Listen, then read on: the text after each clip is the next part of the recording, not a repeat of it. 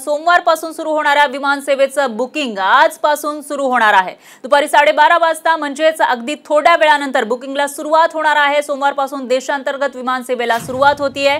Air इंडियाचं विमान booking थोड्याच वेळात सुरू होणार आहे। आताच्या घडीची ही सगळ्यात मोठी आणि महत्त्वाची बातमी आपण बघतोय।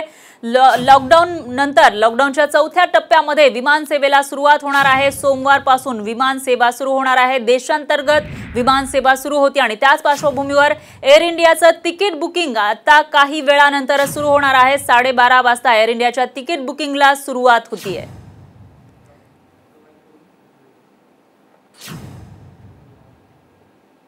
आणखी एक ब्रेकिंग न्यूज आहे। सुरुवातीला बातमी आहे रिझर्व्ह बँकेने दिलेल्या दिलाशाची। रिझर्व्ह बँकेने कर्जाचे हप्ते न भरण्याची मुभा आणखी 3 महिन्यांनी वाढवली आहे। यामुळे सर्वसामान्यांना मोठा दिलासा मिळाला। याआधीही 3 महिने ईएमआय न भरण्याची सूट देण्यात आली होती, त्यात वाढ करण्यात आली आहे। रेपो रेटसह रिव्हर्स रेपो रेटमध्येही आरबीआयने कपात केली आहे। रेपो रेटमध्ये 0.40% कपात करण्यात आली आहे।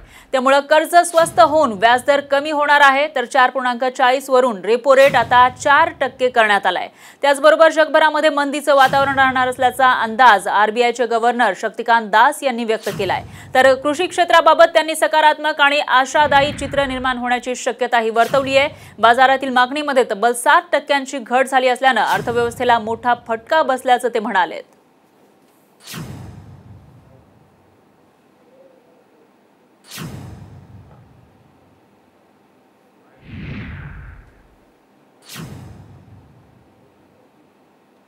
On the quantum of reduction, the MPC voted with a 5:1 majority to reduce the policy repo rate by 40 basis points, 40 basis points from 4.4% to 4%.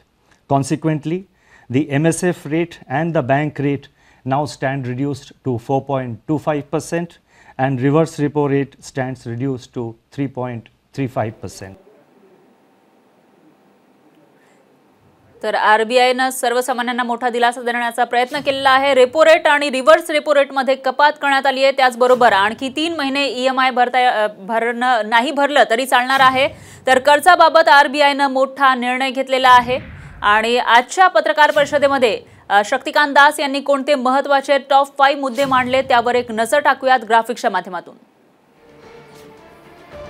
आणखी 3 महिने कर्जाचे हप्ते न भरण्याची मुभा देण्यात आली। आरबीआयने हे 5 मोठे निर्णय आज घेतलेले आहेत। त्यातील हे मुद्दे आपण बघतोय।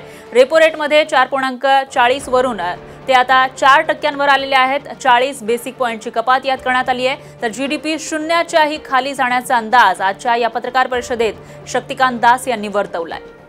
याशिवाय मार्केटमधील मागणी 60% घटली आहे असं देखील त्यांनी सांगितलेलं आहे। तर डाळींच्या किमती महागण्याची शक्यता असल्याचंही शक्तिकांत दास म्हणाले।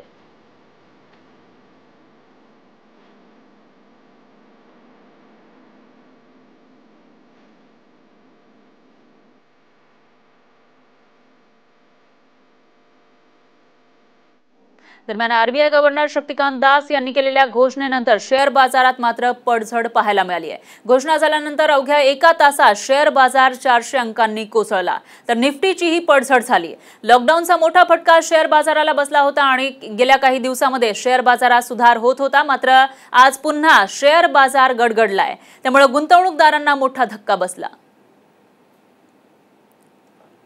आताच्या घडीची सगळ्यात मोठी आणि महत्त्वाची बातमी आपण बघतोय। शक्तिकांत दास यांनी काही निर्णय जाहीर केले 10 वाजता पत्रकार परिषद घेऊन आणि त्यानंतर जो शेअर बाजार आहे त्यामध्ये मात्र पडझड झालेली पाहायला मिळाली। आरबीआयच्या घोषणेनंतर शेअर बाजारात मात्र पडझड झालेली आहे।